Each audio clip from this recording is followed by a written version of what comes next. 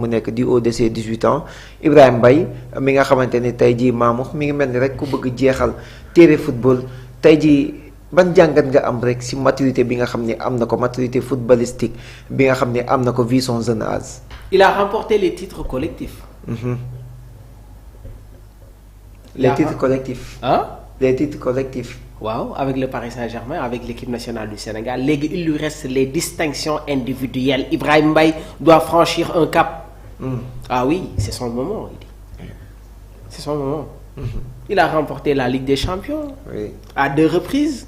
Kan moo ko def ci équipe Sénégal ci histoire du Sénégal ban joueur moo remporté à 2 reprises la Ligue des Champions sur la liste des 26 bi nga xamante ne moom la ñu mujjee woon am 3 joueurs mun naa ne ñoo ci remporté Champions League. Oui. Edouard Mendy, Sadio Mané ak Ibrahima Mbaye. Ibrahima l'a remporté 2 fois de suite.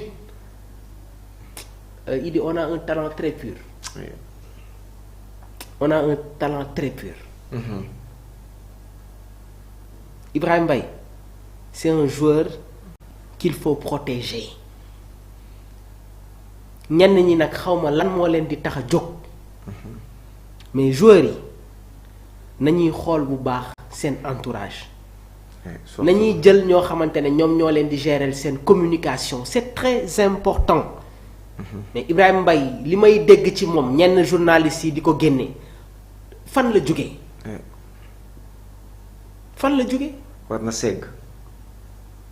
pas war na segg sax parce que ñi nga xamante ne ñoom ñoo ko wër ñenn ñi xam nañ leen. mais war nañu gën a defaraat entourage bi Idi. y a beaucoup de choses qu'on doit améliorer. mais c'est un jeune qui a énormément de talent te booy yi ñoom ñooy yor équipe bi après. jël na joué na coupe du monde. jël na coupe d'Afrique des Nations. donc titre yu mu nekk di remporter à son jeune âge jël na championnat de France. jël na coupe de France. coupe yu mu gagné avec le Paris Saint-Germain bëri na il connaît le haut niveau koo xamante ne chaque année tu joues la Ligue des Champions. nga nekk ci équipe boo xamante ne fa la Donnarumma nekkoon. fa la Zlatan Ibrahimovic nekkoon. Lionel Messi. David Beckham foofu la nekkoon. Thiago Motta équipe bi Ibrahima Mbaye nekkoon joué na fa. wax naa la sànq Ezequiel Lavezzi. tu te rappelles de Néné. l'ancien brésilien l'international brésilien. bi mu bàyyee le numéro 10. bi ñu ko dàqee Paris laa bàyyi Paris. tu te rappelles de Javier Pastore El Flasco. joueur Néné. Edinson Cavani yaa ngi may wax léegi Lionel Messi Neymar. yow ci équipe boobu nga nekk. Thiago Silva Alex Maxwell Grégory Van der Wiel l'ancien joueur de l'Ajax Amsterdam l'international hollandais. ñoom Christophe Jallet. ñoom Zoumana Camara. Stéphane Sessegnon. Oui. Guillaume Hoarau ñi ñëpp jaar nañu Paris Saint-Germain. Pauletta. mais ils sont passés au niveau du parc. Ce jeune-là actuellement il est en train de faire énormément de choses. Au niveau de ce club-là. Maintenant s'il veut franchir un cap. Il faudra faire un choix très fort. parce que Luis Enrique bërki dem seen finale bi ku mu démarré loo. Akilius. loolu c'est un message très fort. Akilius qui vient de Monaco on le fait démarrer en finale de Supercoupe. jël Ibrahima teg ko devant Mbaye qui a été brillant lors des matchs. non Ibrahima Mbaye su amee une proposition concrète. club boo xamante ne su fa demee dafay jouer il n'a qu'à partir parce que mu ñëw bouleverser. on me parle de Julian Draxler. Cheibou Gassama Draxler su ma ko waxee day sama xel day dem si Andrea Schürrle l'ancien joueur de Chelsea. qui a très tôt arrêté sa carrière. ak ñeneen ñoo xamante ne joué nañu Paris Saint-Germain. Draxler. Siaka Tiene ñoom ñëpp jaar nañu Paris. c'était d'excellents joueurs. mais le message qu'a envoyé Luis Enrique lors de cette finale ça veut tout dire. je rejoins les analyses de l'international Mbaye Sène. du question que gëmuñu joueur bi. mais pour mu nekk un titulaire indiscutable. Ronaldinho. Okocha. duñ fi jóge. mais pour mu ñëw tas le trio. Vicha Kvaratskhelia Ousmane Dembélé ak Désiré Doué dafay compliqué trop. dafay compliqué trop parce que Luis Enrique jamono ji dafa am lenn loo xamante ne dafa nekk ci boppam. Roger Mendy. Georges Weah il est dans un très grand club mais su bëggee progresser su bëggee changer de cap il a intérêt à aller signer dans un autre club. Parce que ak Liouche mii ñu démarré bërki démb loolu c'est un message très fort. Très fort, oui. Et man je ne veux pas par moment de la frustration bëgguma ko gis ci joueur. Mais Ibrahim am na lu bëri loo xamante ne war na ko mën a accomplir war na ko mën a def. Bien sûr. Tout au long de sa carrière. Il est jeune. waaw parce que entraîneur bi muy ki ko yor dafa compliqué. Et Luis Enrique c'est quelqu'un qui se cherche qui fait des calculs. On lui donne un problème.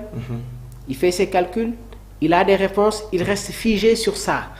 11am ñëpp xam nañ ko.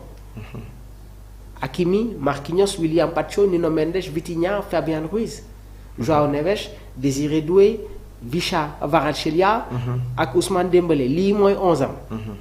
Et hormis c'est sa trio offensif il libère tout le monde. Omar Gueye Sène maa ngi nuyu waa Gueule Tapée bu baax nee na du tee benn jour képp ku bëgg dem mais pour le moment Ibrahima Mbaye âge bi mu toll nii Ousmane Dembélé mi ngi woon Borussia Dortmund dem defaruwaat pour ñëwaat au sommet après Barcelone ñaata la ko jëndee benn somme bu record kon moom tamit. pour man xam nga Angleterre. et Liverpool tamit ils sont en train de négocier ak son agent Jorge Mendes. xam nga instant bii nii Liverpool. sa club bi dañu nekk dans une stratégie. oui. li leen tax a jóg li ñu bëgg a def dëgg. mooy mettre la pression changer de cap changer de trajectoire. indi ko ci Ibrahima Mbaye pour Paris Saint-Germain wàcc tuuti sur le cas Bradley Barcola. Oui. Mais foofu entourage joueur bi laay interpellé waat bu ñu nelaw dossier boobu ñuy jéem a activer gëmuñu ko la priorité de Liverpool c'est Bradley Barcola c'est pas Ibrahima Mbaye. Bien sûr. C'est pas Ibrahima Mbaye de parce que xoolal li ma lay wax nii Bradley Barcola su fekkee dafa ñëw fi nga xamante ne moom mooy Liverpool oui. mais seen attaque bi day am xëccoo de. bu metti parce que milieu de terrain Liverpool bi nii Dominique Szoboszlai la. Gravenberch. ak Alexis McAllister. Oui. Trio bi au moment où je te parle kan la Alexander Isak. Oui. Florian Wirtz. Oui. ak Cody Gakpo il est sur le départ. Barcola su ñëwee c'est lui qui va jouer comme excentré gauche. Forçant Florian Wirtz à se retrouver comme excentré droit. Oui. Donc su fekkee le Paris Saint-Germain dañu Liverpool parce que gëwuma ne que dinañ jënd Barcola jënd Ibrahima Mbaye loolu mënul nekk loolu man nga mun na nekk mais gëmuma ko.